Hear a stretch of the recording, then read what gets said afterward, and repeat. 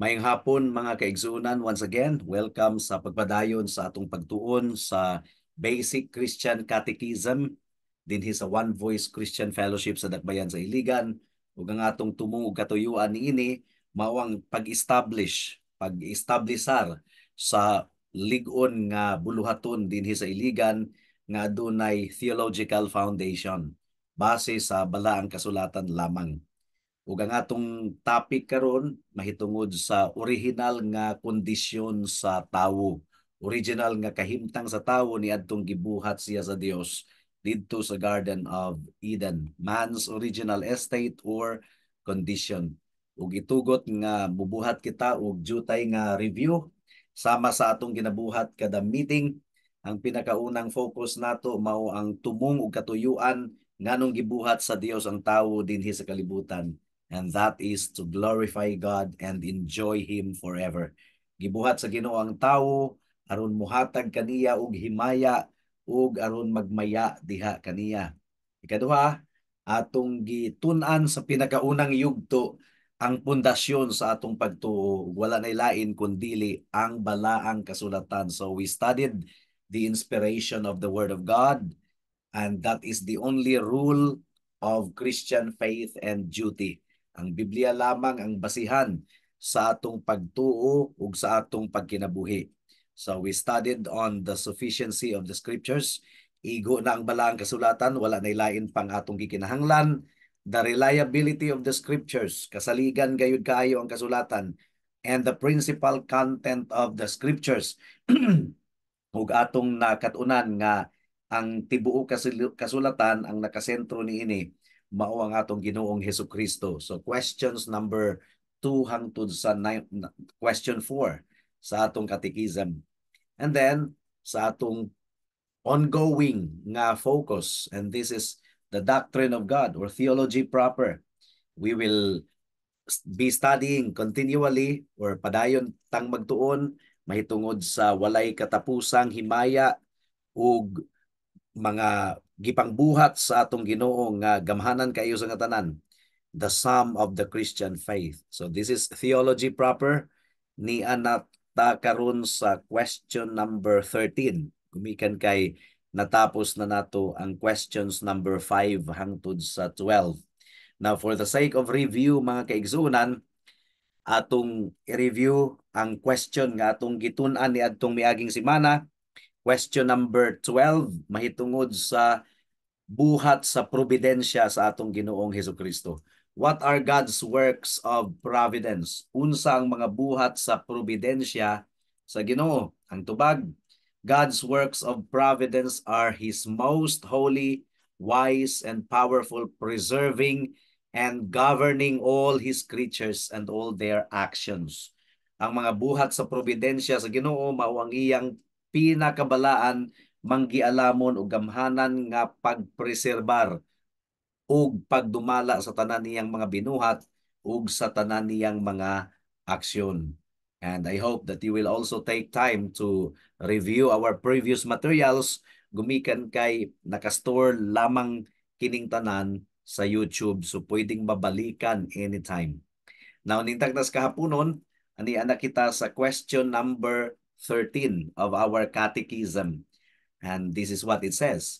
What was the estate wherein man was created? Ang but pasabot, unsang kahimtang niadtong gilalang ang tawo. So unsang original nga kahimtang sa tawo niadtong gilalang siya sa Dios. Ang tubag, man was created in an estate of sinlessness and happiness, in which the Lord God entrusted him with care for the Garden of Eden and forbade him to eat from the tree of the knowledge of good and evil upon the pain of death.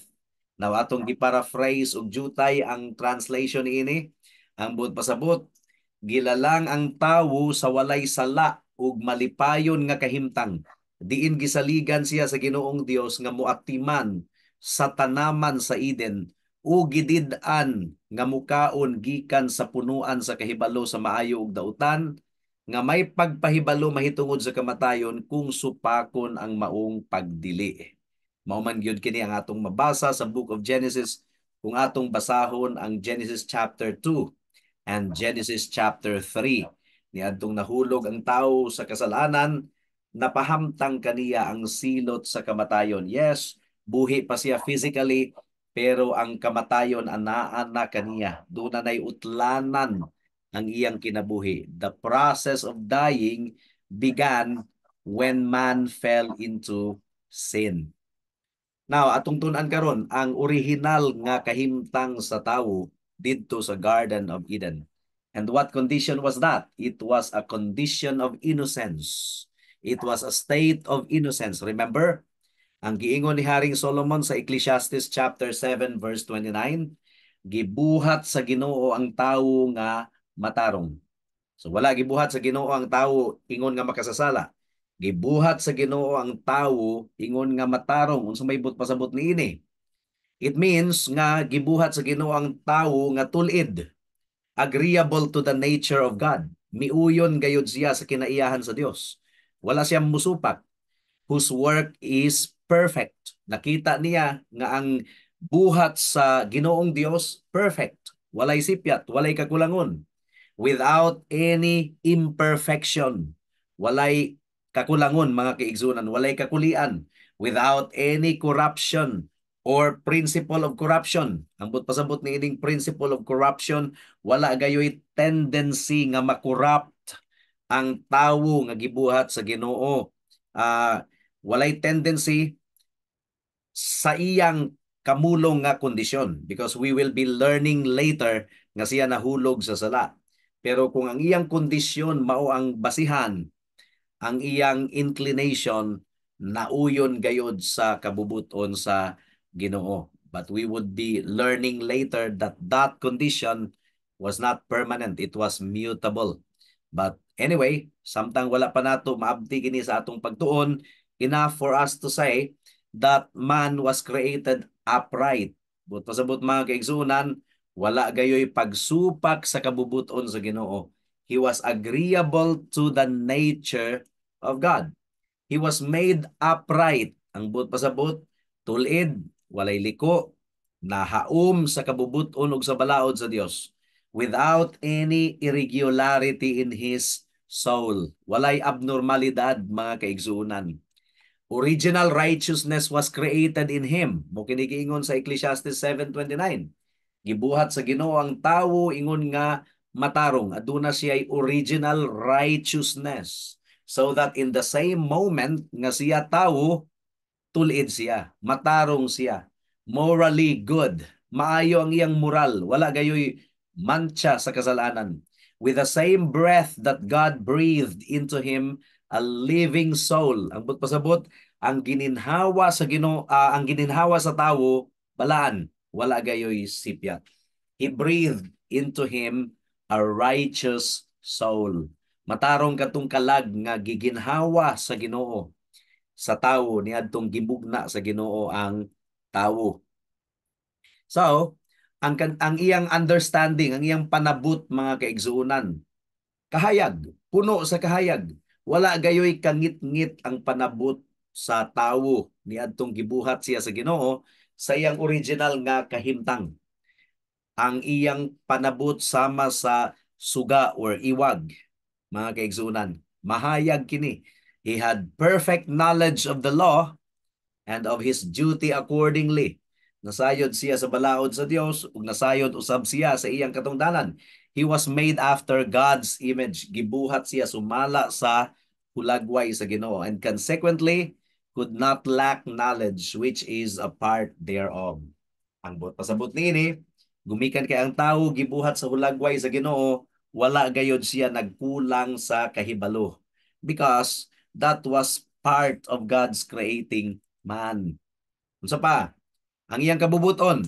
So may istorya nato sa kabubuton sa tawo niadtong wala pa siya mahulog sa sala. His will in all things was agreeable to the will of God. And by the way, mo kini usa ka ilhanan kung ang usa ka tawo napasiguli na sa Dios pinaagi kang Kristo, kung siya nagtuog nagsalig ni Kristo lamang, gumikan kay magmanifest man kini sa iyang kabubuton nga uyon gayod sa kabubuton sa Dios.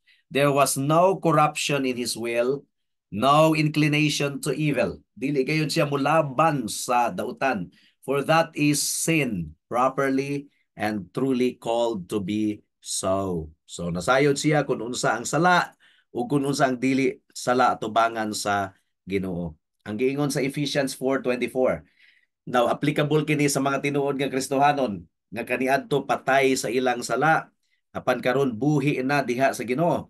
Ang giingon sa Ephesians 4:24, ug isulob ang bag-ong pagkatawo nga sa hulagway sa Dios gihimo diha sa pagkamatarong ug pagkabalaan sa kamatuoran. And elsewhere in the book of 2 Corinthians chapter 5 verse 17, if anyone is in Christ, he is a new creation. Si bisan kinsa nga anaa kang Kristo nahimo ng bag-ong nilalang or bag-ong binuhat, mga kaigsuonan. Okay, next. Ang iyang pagbati. Dili lang ang iyang understanding, kundi ang iyang pagbati, mga kaigsuonan. Putli gayod, balaan, orderly, hapsay kaayo ang iyang pagbati, which is a necessary part of that uprightness wherein man was created. Mo nga nasayod kita sa pagtulunan sa Ginoo, gumikan kay gibuhat kita sa Ginoo nga tulid sa original nato nga kahimtang. Although niadtong nahulog ang tawo sa sala, ang iyang pagbati nahugawan na sa sala. So man's affections then, in his primitive condition, were pure from all defilement. Wala gayon mancha. Free from all disorder and distemper, because in all their motions they were duly subjected to his clear reason and his holy will. Wala kay gumikan kay walay sala ang tao, ang iyang pagbati wala usab na mantsahan sa kasalanan, kundi uyon kayo sa pagbati sa Dios. He had also an executive power answerable to his will. Unsa man kini nga power nga gihatag sa Ginoo sa tawo? A power to do the good which he knew should be done and which he was inclined to do, even to fulfill the whole law of God. So aduna siya executive power nga buhaton ang butang nga gikan sa Ginoo nga gikinahanglan niyang buhaton. Ug dili lang kini sa pagbuhat kundi ang iyang kasing-kasing ganahan usab nga mubuhat niini. If anyone is in Christ, he is a new creation. Gidumta na niya ang sala o gihigugma na niya ang pagkamatarong. Okay? If it had not been so, but pasabot, kung wala gibuhat sa Ginoo ang tawo nga perfect, walay sala, ug wala gayo inclination nga makasala, if it had not been so, God would have required of him perfect obedience. Pero but pasabot ni ini, mga kaigsunan, di man gyud nato matuman ang sugo ug kabubuton sa Ginoo. Ang pagkamatarong ni Kristo mao ang atong paglaom alang sa kaluwasan. And sa wala pa mahulog ang tawo sa kasalanan, more or less ang iyang pagkamatarong sama sa pagkamatarong sa atong Ginoong Hesukristo. So, ang pagkamatarong sa tawo, mga kaigsunan, universal. Unsa may pasabot ni ining universal? Tibuok lawas, kalag ug espiritu, or tibuok lawas ug kalag balaan. Wala gayoy nagkasumpaki. Walay makasasala nga portion sa atong pagkatawo. This righteousness was diffused through the whole man. It was a blessed leaven which leavened the whole lump. So mura kuno og yeast ang pagkamatarong sa tawo nga ang tanang bahin sa atong lawas, kalag, espiritu matarong gayud, walay mancha sa sala. There was not a wrong pin in the tabernacle of human nature. Kung magbuhat kag tolda, may mga pin-pin na, may mga hikot-hikot. Wala kunoy bahin sa tolda nga nasipyat og pin or nasipyat og hikot. Although karon ang tawo shattered na. Shattered. But pasabot, bungkag na ang tawo gumikan sa sala. But there was not a wrong pin in the tabernacle of human nature when God set it up, however shattered it is now. And we are talking about the whole body and soul of man. Ug ani nga gitawag natong universal righteousness. It refers to the whole body and soul of man. There was no combat between flesh and spirit, reason, inclination, and appetite. Wala lagi nagkasumpaki ang appetite sa tawo ug ang kabubuton sa Ginoo. There was nothing in the law but what was agreeable to his reason and will, as God made him. Ug mo kini subo nga pamalandungon gumikan kay karon, ang pagsupak sa balaod attractive kayo sa mga tawo. Pero ang pagsunod sa balaod wala nila uyuni, or kung giuyunan man ilang gisupak. Pero niadtong ang tawo wala pa nahulog sa sala, ang balaod agreeable kayo sa iyang reason ug sa iyang kabubuton as God made him. Though sin has now set him at odds with it, his soul was shaped out in length and breadth of the commandment, though exceeding broad, so that his original righteousness was not only perfect in its parts, but in decrease. Okay? Gawas pa nga kini universal, kini usab natural mga kaigsunan. Wala kini sapayan pugsa. Wala kini gipugos nga mubuhat si Adan ug matarong. Matarong sila. Mao nga ang output sa ilang kinabuhi, matarong usab. As it was universal, so it was natural to him and not supernatural in that state. Dili supernatural nga ang tawo lamang nga gigamhan sa balang espiritu makaproduce og pagkabalaan adto nga time during the garden, in the Garden of Eden rather. No, natural kadto sa tawo nga mupili gayud sa matarong ug mubuhat sa kabubuton sa Ginoo, di na sapayan pang pugson. Ug mo kini bag-ong pagkatawo nga nadawat sa tanang mga magtotoo. Dili na sila sapayan papugson. Musimba sila. Mga lagad sila sa Ginoo. Okay, it was natural to him, ang pagkamatarong. He was created with it, and it was necessary to the perfection of man as he came out of the hand of God, necessary to his being placed in a state of integrity. Mao gyud to ang kahimtang sa tawo sa pagbuhat sa Ginoo kaniya, mga kahigalaan. Man was a very glorious creature. Mahimayaon.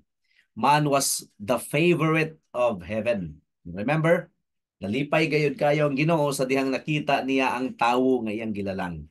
God made him Lord of the world, Prince of the inferior creatures, universal soul, and emperor of the whole earth.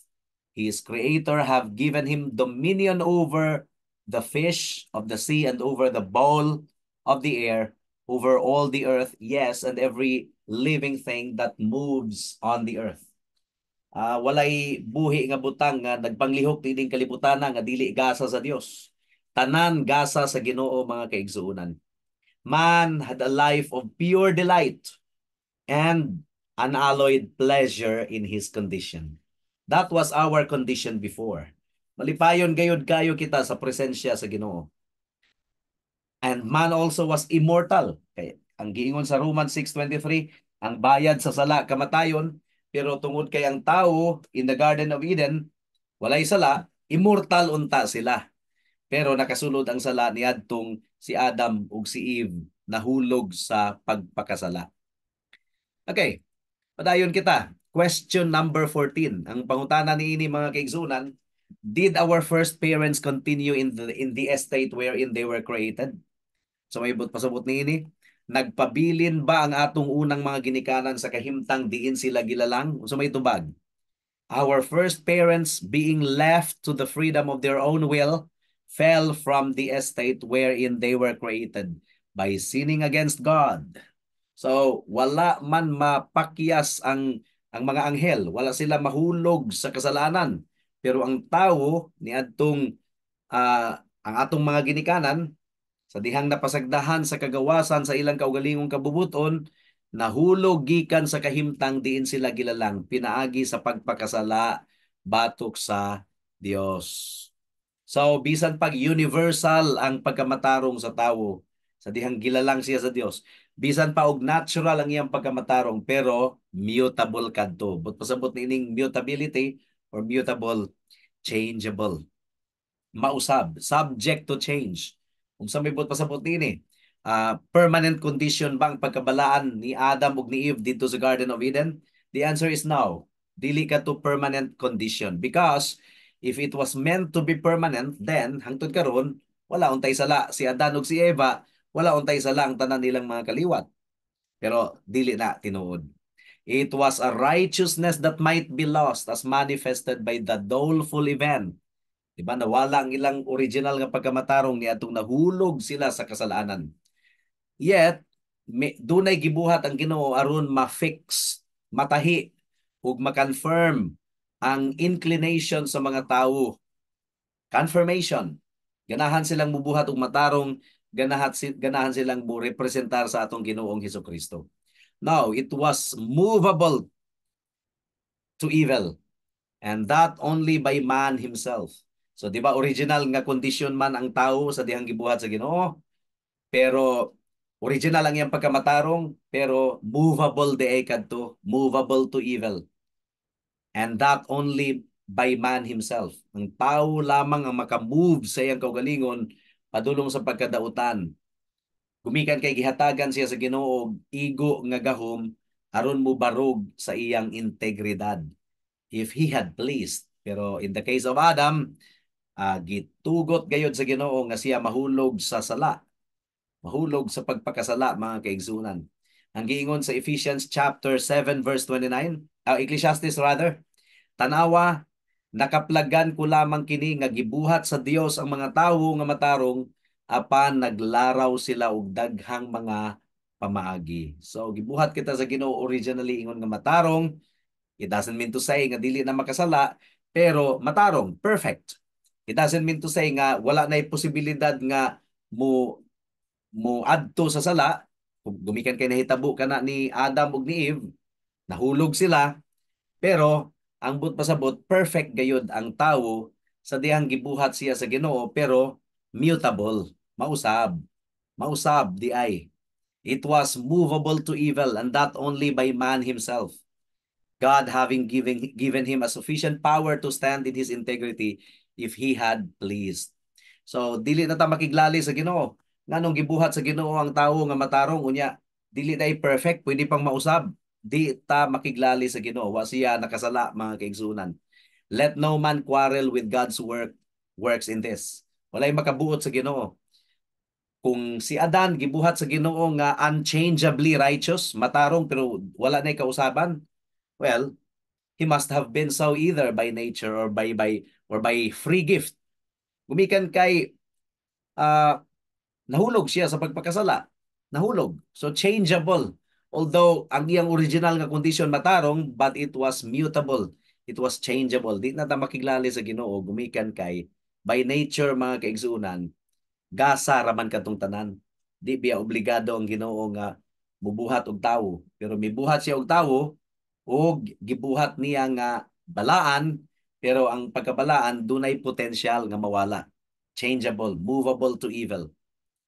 So, if by nature he could not be so, but pasabot dili permanent ang kahimtang ni Adam, pwede pa diing mausab. By nature he could not be so, for that is proper to God and incommunicable to any creature. But pasabot, ang permanent holiness sa tao, imposible gayod, gumikan kay ang Ginoo raman ang permanent. Di man niya ma-communicate ang iyang attribute sa bisan kinsa. So, gihatag ra usab kini sa Ginoo sa tawo ang pagkamatarong ingon nga gasa. Dili entitled ang tawo niini. If by free gift, then no wrong was done to him in withholding what he could not crave. Pasabot niini, gumikan kay gasa lamang ang pagbuhat sa Ginoo sa tawo, dili walay sipiat ang Ginoo kung wa niya gibuhat ang tawo ingon nga righteous, ug ang iyang righteous dili na movable, dili na perfect, dili na mausab. No, wala kitay katungod nga makiglali sa Ginoo. Ang Ginoo ang nagbuot. What if Adam and Eve continued in their original condition? Kung nagpadayon sila sa ilang original nga condition, ang tubag, they could have remained in the Garden of Eden. Diba? Niadtong nahulog sila sa sala, gipalaya sila sa Garden of Eden. So kung wa sila mahulog sa sala, hangtod karon naa pa sila sa Garden of Eden. O gumikan kay nanganak man sila og nanganak, Hangtod karon kita wala untay sala. Wala untay panaglalis, wala untay panag-away, panagbingkilay, kumbaga pinatyanay. They could have remained in the Garden of Eden. They could have remained in the Garden of Eden and perpetually enjoyed their original condition of innocence. And herein, believers have the advantage of Adam, that they can never totally nor finally fall away from grace. Mukini advantage nato over Adam. Gumikan kay kung ikaw anaa kang Kristo, dili na jud ka mahulog pa gikan sa kahimtang sa grasya sa Ginoo. Kung ikaw makasala, badlungon ka sa Ginoo ug ipabalik kaniya sa iyang panon. So atong i-conclude kini nga pagtuon sa sa atong katekismo mga kaigsunan. Not God but man himself was the cause of his ruin. Dili ang Dios mao ang hinungdan nganong nahulog ang tawo sa sala. God made him upright, his creator set him up, but he threw himself down. Ang tawo mo'y mabasol. Was the Lord's directing and inclining him to do good the reason of his woeful choice? Or did heaven deal so sparingly with him that his pressing needs sent him back to hell to seek supply? No. Man was and is the cause of his own ruin. Dili nato ipasa sa Ginoo mga kaigsunan. Kinahanglan nga maglament kita, masubo kita, that the heart which was once the temple of God is now turned into a den of thieves. Dapat kitang magsubo, gumikan kay ang atong kasing-kasing nga wala untay mancha niadto para lamang sa kahimayaan sa Ginoo. Pero karon ang nagpuyo sa kasing-kasing nato mga den of thieves, mga kawatan. Let us run to Jesus. Muduol kita kang Kristo alang sa restoration. For Jesus Christ alone can restore us to our original condition and even more mga kaigsunan. If anyone is in Christ, he is a new creation. So, paspas. Pag hinulsol sa imong sala higala, ug dangop kang Kristo, ug andam siya nga i-restore ikaw sa original condition. Nga ikaw pagaisipon nga matarong atubangan sa Ginoo, suluban ka sa pagkamatarong ni Kristo, tabunan ang imong sala sa balaang dugo ni Kristo. Naubuhata kini karon samtang aduna pay kahigayunan basin ug maulahin na ang tanan. Magampo ta. Salamat o Dios sa mensahe nimo niining taknaa. Salamat kay imong gipasabot kami sa among original nga kondisyon. Karon nahulog kami sa sala, makita gayud namo ang difference, ang kalainan o Dios. Ug hinaot nga tanang professing Christians atubangon kini nga kamatuoran nga dili mag-imagine nga Christian sila pero ang ilang kinabuhi kalibutanon gihapon. If anyone is in Christ, he is a new creation. Ug hinaot nga ilang i-evaluate ang tinuod nga kahimtang sa ilang kalag ug mudangup sila kanimong tinuuray o Dios kung dili pa sila tinuod nga Kristohanon. Salamat. In Jesus' name we pray. Amen. Daghang salamat sa pagpamati sa pulong sa Ginoo nining taknaa. God bless us all.